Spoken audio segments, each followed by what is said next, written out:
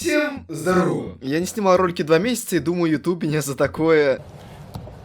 Ну, вы понимаете, что я имею в виду. На самом деле я ждал, пока появится интересная тема для ролика, потому что вот что уходило за последнее время? Покемон Снэп, Митопия, ну не знаю, не особо я хочу рассказывать про эти игры, потому что, ну блин, Покемон Снэп это Покемон Снэп, а Митопия еще на 3DS была, и она мне не особо понравилась, поэтому я не хочу о ней рассказывать. Но ожидания были не напрасны. Интересная тема для ролика более чем появилась. Сегодня я буду делать обзор на, просто вдумайтесь, эксклюзивную для Свитча игру для маленьких девочек за 5400 рублей. Меня там просили обзор на Сабнавтику, на Switch, там вот эту уже Митопию. Какая еще нахрен Митопия, когда есть такие игры? Игра называется DC Super Hero Girls Team Power. Я человек, который совсем не разбирается в этой вселенной. Сам мультфильм я уж тем более не смотрел. Единственное, что я знаю, что эта игра сделана по этому же мультфильму с Cartoon Network. Как только мы запускаем игру, у которой, повторюсь, по замыслу целевая аудитория маленькие девочки, то нам тут же показывают натуральное полуразрушенное гетто, где люди просто стоят на улице и танцуют какие-то танцы из Фортнайта. Тут из ниоткуда появляется армия каких-то роботов, которые начинают крушить и без того убитый в хлам город. Не прошло и пару минут игры, а я уже вообще не понимаю, что происходит. Тут на помощь уже приходят эти самые Super Hero Girls, чтобы показать свою Teen Power. Игра, к сожалению, не переведена на русский язык, как вы можете понять, и девочкам, которые не говорят на английском, придется в ней очень туго. Ну да ладно. Выйти раз на раз против роботов, выходит какая-то Rule 63 версия Супермена. Все, наконец начинается геймплей. Нас учат, как играть, бить, летать, бегать, прыгать. И забавно, что в игре при сильном ударе на весь экран появляется надпись Smash. Мы, подобно сильной и независимой женщине, разматываем роботов, и после этого начинается какая-то полная жопа. Приходит какой-то огромный робот и начинает изничтожать весь город своим лазером. Вот думаю, так люди живут в своих каких-то трущобах, в нищете, сводят концы с концами, и буквально за несколько минут все их дома приходят и уничтожают какие-то роботы из ниоткуда. Что происходит реально?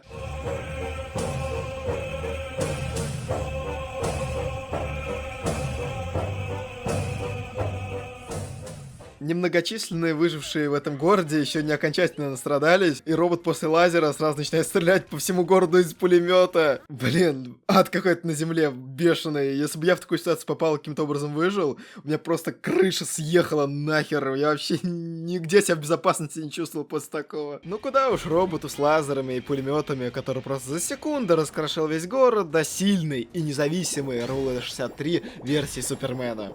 Без приколов, робот лег с одной тычки. И мы побеждаем. Но ведь город полностью разрушен, и как бы люди погибли. Но главное, мы победили. После этого нас отправляют в другой город, и мы уже играем за... Мы слышим, как девушка в переулке зовет на помощь, но все люди, которые стоят рядом, делают вид, что не слышат. Заставляет задуматься. Оказывается, на девушку напали 3 бандита, и мы их раскидываем. Но не успели мы их раскидать, как уже этот город пришла разрушать еще более сильная и независимая. Но, к счастью, в этот раз город остался цел, ибо победить ее не составляло труда. После этого мы начинаем в школе, где мы должны познакомиться с главными персонажами игры. Вот они слева направо. Барбара Гордон. Бэтмен-девка. По сути, главный персонаж игры, с которым мы проведем большую часть геймплея. Персонаж очень странный, потом объясню почему. Кара супердевка, с ней мы уже познакомились. Чудо-девка, ой, извините, уже не девка, а уже целая вумен, женщина. Но если она женщина, то почему еще в школе? И вот мне непонятно, почему Диана принц? Почему не принцесс? Может, она и не девушка вовсе? Какая-то Зизатара, на которую на самом деле плевать, в игре она будет встречаться очень редко. Девочка-пчелка Карен Бичер. Даже не думайте меня с ней шиперить, она мне не особо нравится. Смотришь на ее лицо, и аж зубы скрипят. Не знаю, просто не нравится мне этот персонаж. Лойс Лейн. Ну... Это просто Лойс Лейн, и на этом все. Ну и просто цыганка, которая серьезно всю игру будет трясти с вас бабло. В общем, пока все. А вот с Барбарой реально что-то не так. Я не знаю, но у нее самая неестественная мимика во всей игре. Посмотрите сами. Well, it says Hobbs Bay, where high school students can bring Hera. И только вот сейчас нас выпускают из сюжетного коридора, и мы можем идти на все 4 стороны. Мы попадаем в некую детскую пародию на GTA, только машину водить нельзя. У нас есть город и бесчисленное количество сайд-квестов. Я не ожидал, что над игрой настолько запарится, но миссий серьезно очень много. По передвижению у нас есть ходьба, бег и режим Соника. Он нелепо выглядит.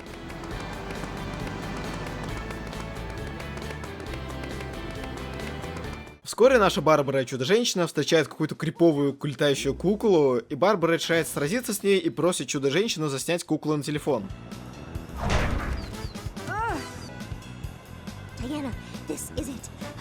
Но Чудо-женщина настолько чудо, что за 2 минуты боя не может найти камеру на смартфоне и с грустью сообщает, что, блин, я без понятия, как пользоваться смартфоном.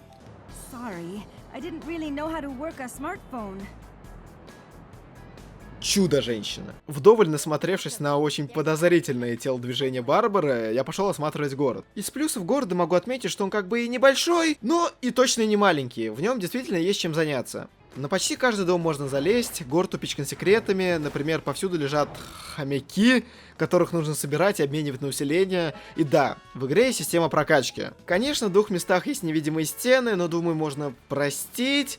Хотя игра стоит 5400.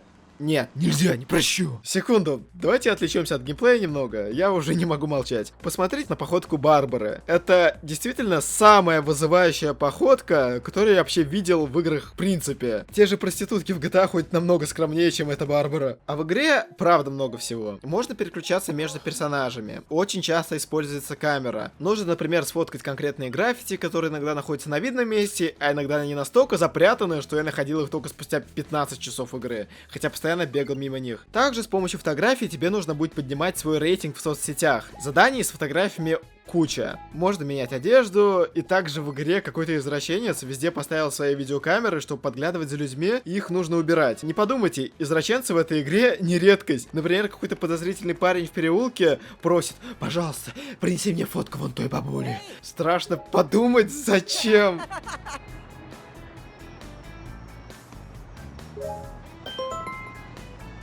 Как я уже сказал, в игре есть своя соцсеть, куда нужно выкладывать интересные фотки, получать за них лайки и подписчиков, количество которых будет нужны для сайт-квестов. Вы будете постоянно получать уведомления о том, что сейчас модное, популярное, где можно сделать хорошую фотку, и можно даже селфи делать. Можно менять лица, позу, ну и...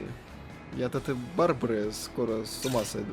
Это капец. Короче, такой геймплей. Выполняем сайт-квесты, ищем секреты, прокачиваемся, и выполняем сюжетные квесты, и двигаемся, собственно, по сюжету. Скоро нам откроется тот самый город, который разрушили роботы в начале игры. Он, кстати, называется Хопс Бэй. Ну и как можно понять, цель игры — это отстроить город заново и найти того, кто стоит за его разрушением. Хочу еще раз уделить внимание дополнительным миссиям, и они же сайт-квесты. Мне очень понравилось, что они очень разнообразные. То тебе нужно кота достать, то предотвратить угон автомобиля, и даже перевести бабушку через дорогу. Самое интересное, что если ты не останавливаешь машины, то при виде бабушки водители жмут со всей дури на газ и сбивают ее. Жуть какая-то.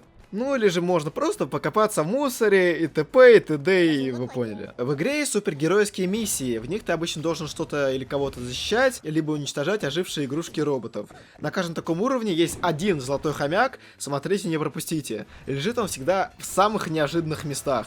После победы подобных миссий вам показываются результаты. Каждую миссию можно пройти на 3 звезды, еще на 3 подзвезды. И вот на 3 подзвезды пройти очень сложно, там какие-то нереальные условия. То есть, допустим, есть уровень, где 100 роботов.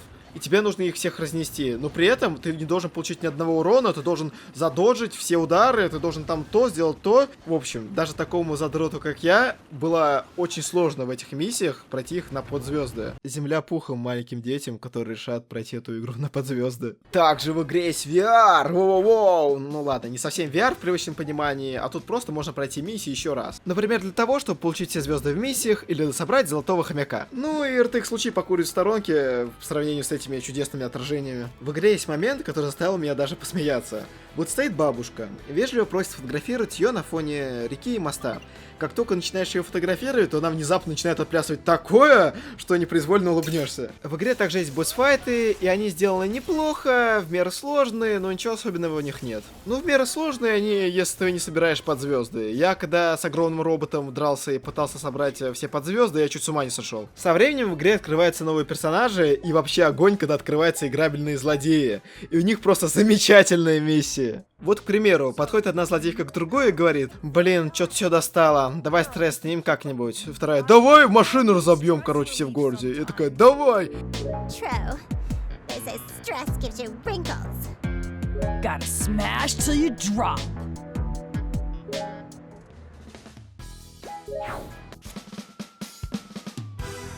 тебе нужно уничтожить все автомобили в городе.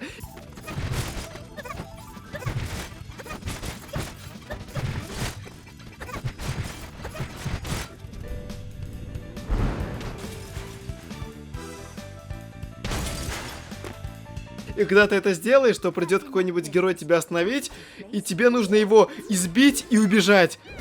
Очень поучительно для детей, нарушай закон, и если кто-то придет тебя остановить, то просто избей его. Мне особенно нравится персонаж Кэрол. Это антигерой, который, как я понял, владеет силой любви, но у нее очень все плохо в личной жизни и в отношениях, и никто ее не любит. Иронично. Также у нее очень милый смех, когда выбираешь ее в списке персонажей.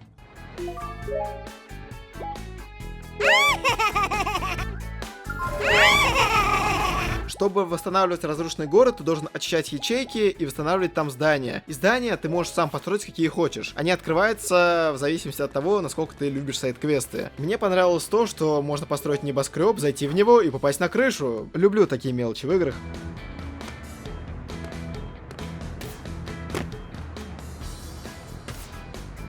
Если бы мы знали, мы б тебя поймали. Даже после того, как вы прошли игру и появились титры, игра продолжается. Именно сюжет продолжается. Не знаю, зачем так сделали, что после титров продолжается сюжет. В общем, после прохождения игры можно начать New Game Plus. Я, кстати, прошел игру 2 раза, по сути. Я уже сомневаюсь, человек я или нет после такого. Вот чего я добился за эти 3 дня игры. Сколько именно я играл, сказать не могу, ибо на свитче время отображается не сразу. Но, по моим подсчетам, где-то часов 20. А некоторые уровни в игре со временем становятся невыносимо сложные. Если вдруг вас когда-то переклинит и вы решите купить эту игру, то вам мой совет. Собирайте больше хомячков и золотите ручку цыганки, чтобы получить улучшений, иначе эти уровни вы даже на 1 звезду не пройдете. Если про технические характеристики, то игра работает в мега стабильных 30 FPS, на глаз в доке разрешение 900p, а в портативе 720. Я не смог найти точные значения разрешения, потому что на эту игру никто не делает тесты, никто не делает обзоры, и только вот я один такой дурачок решил это сделать. А почему нет? Игра, кстати, неплохая. Зря не делают. За столько времени в игре я не встретил ни одного бага, хотя вы знаете, насколько мне везет на баги в играх. Из минусов игры могу отметить только затянутые бои в супергеройских миссиях, и в некоторых местах текстуры, ну уж совсем плохие. Но эти редкие плохие текстуры с лихвой компенсируются чрезмерно быстрой для свитча загрузкой локаций, а перемещаться между ними вам придется очень часто. Ну и подведем итоги. Если без рафлянских, шутеек, прикольчиков, то мне было правда интересно играть в эту игру, на удивление. Это прозвучит странно, но игра и правда качественно сделана и постоянно подогревает чем-то интерес игрока. Конечно, трехкнопочные бои с врагами надоедают. Под конец игры у вас будет 6 играбельных персонажей, уж не буду говорить про всех, вот я их просто вам покажу. Ну и еще единственное, что я могу упомянуть, что за 5400, конечно, вряд ли ее кто-то купит ребенку в России. Это можно купить на картридже за 4000, но для этого родители должны быть более-менее обеспечены, а их дочь должна любить видеоигры и при этом знать английский. Поэтому я думаю, что в России в эту игру поиграют только такие ребята, как я. Я считаю, что игра незаслуженно обделена вниманием прессы, потому что если сравнить какой-нибудь Pokemon Snap, где просто едет камера, и эту игру, то просто это земля и небо. Ну и как вы поняли, единственная реальная проблема этой игры в России — это цена. Это бешеные деньги. Ну и что сказать вам напоследок, перед тем, как закончить обзор. У Rule 63 версии Супермена, когда она задержает дыхание, смешно раздуваются бупсы. Ну и собственно вот, если никто не делает обзор игры, то я его сделал. Всем пока и удачи!